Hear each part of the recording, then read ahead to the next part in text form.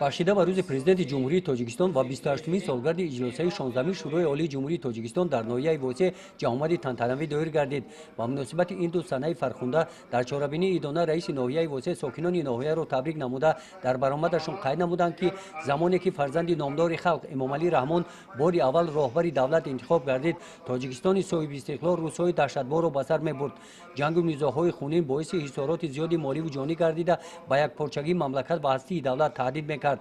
асосгузори сулҳу ваҳдати миллӣ, пешвои миллат, президенти ҷумҳурии тоҷикистон муҳтарам эмомалӣ раҳмон бо тадбирҳои хиратмандона ва матонату ҷасорат кишварро аз вартаи ҳалокат берун овард, мардуми парешонро сарҷамъ намуд. маҳз дар ҳамин иҷлосия як силсила тағйиру иловаҳо ба конститутсияи амалкунандаи тоҷикистон ворид карда шуданд ки аз як тараф мутобиқ ба талаботи замони нав буда, аз сӯи дигар барои таҳияи лоиҳаи конститутсияи нави тоҷикистон замина гузоштанд. муҳимтарин комёбиву дастовардҳои кишвар натиҷаи меҳнати фидокоронаи халқи тоҷикистон ва иқдомҳои қаҳрамононаи асосгузори сулҳу ваҳдати миллӣ, пешвои миллат, президенти ҷумҳурии тоҷикистон муҳтарам эмомалӣ раҳмон мебошад.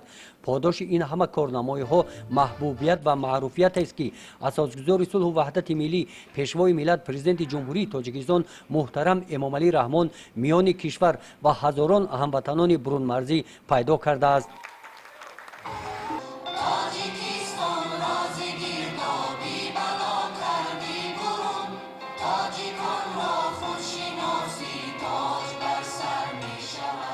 дар қисмати фарҳангии чорабинӣ кормандони бахши фарҳанги ноҳия бо барномаи идонаи консертӣ баромад карданд.